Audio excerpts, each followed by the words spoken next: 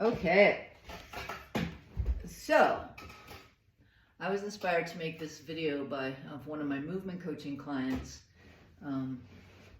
Spraining their ankle really bad and is bedbound right now. She can get around on a knee. They can get around on a knee thing, but basically life is in bed. So what do we do when we're bedbound to still connect to movement and the value of movement and how we feel better from movement? So probably one of the first things, and I'm just going to kind of just do this off the cuff and see what comes to me, with some attention to your specific possible injury site and how you need to care for that. But rolling, log rolls, something underneath your head if you need it, opening. We could call this windmill cartwheel hip movement. Because when we were little, that's how we got around. We rolled, we got curious about something when we were 6 or 7 months old, and we could actually sit up and look. So we can do that. I bring awareness to my tailbone and my rib, come back down, roll. I bring awareness to keeping my chin tucked in.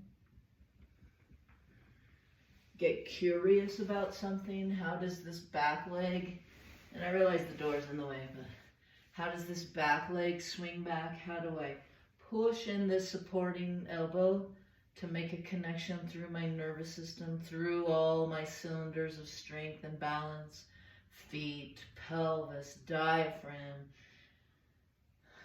throat, eyes, paying attention to that.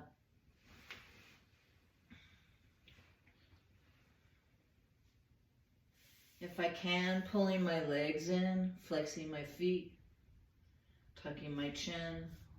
If I need to, I could use a strap.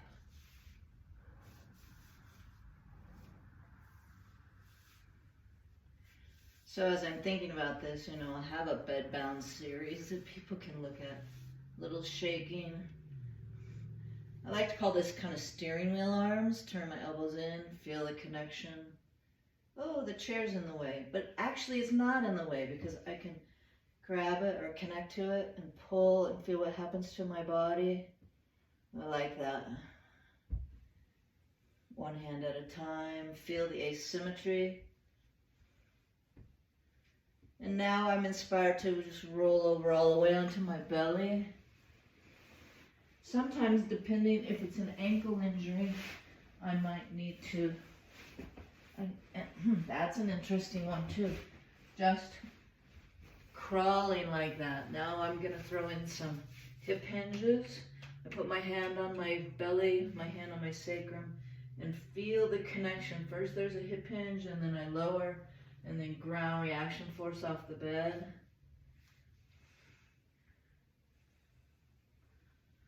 I have a little pattern through the right side of my low back that helps it if I go over to the right a little bit first. I get more engagement out of that. Where was I? I was going to my hands and knees. Okay, I'm just going to swirl this way, push myself backwards, feather down. And here I'm breathing. My arms are in a triangle shape. Elbows at my ears, hands above my eyes.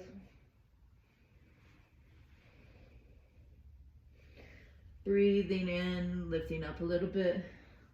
And the breath over time is what lifts me, and then I can push in my elbows a little bit to see the engagement. But sometimes our shoulders are up. So I like to take them up, and then what I call shimmy zhuzh them out and down and under to feel that connection. When I get that connection, my pelvis engages. So I just kind of got this intuition, we'll call it, hit about the Bedbound series could be also based on what we do in our first 3 months of life. swirl down, catch. This is more of a 6-month move. Rock back. If I need to, I can just bring my hands back, reset my alignment.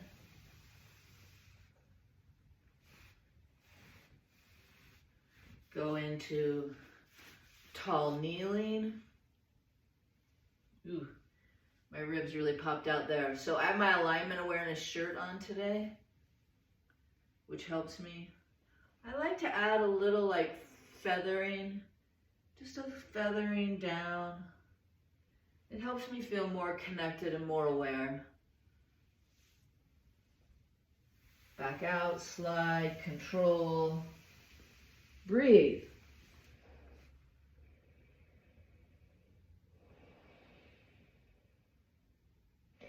Now I'm inspired to bring this hip up, roll onto this shoulder, breathing, just using the motion to get motion, the motion of me rolling. I'm pushing a little ground force here, which is supporting my head and bringing awareness into my core.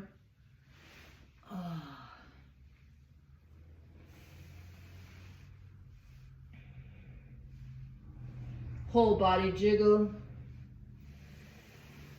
Breaststroke swim to push up if possible. Feather down, swirl. This comforter is really nice to glide on. Other side. Pushing, connecting. Pushing, connecting. I could make it a little faster.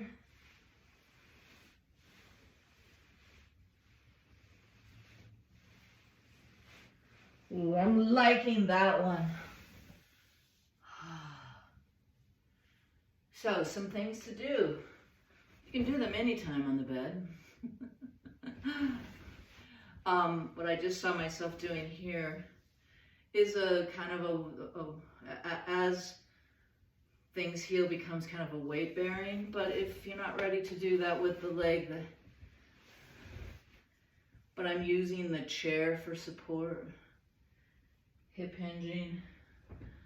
So I can imagine that as this creative venture flows through me, stretching my hip, engaging, hip hinge, hand, back up to the chair, over to the chair, pushing my foot, connect through my foot, connect to what's in contact with the ground, to connect to my body, up and over, ground force, up and over, ground force, up and over.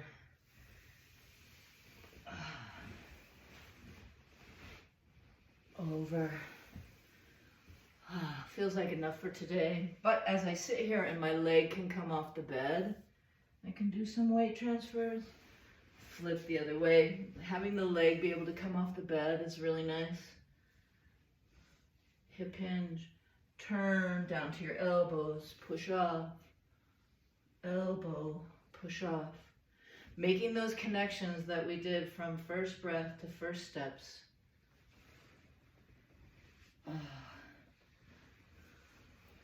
Okay, that was fun. Bedbound.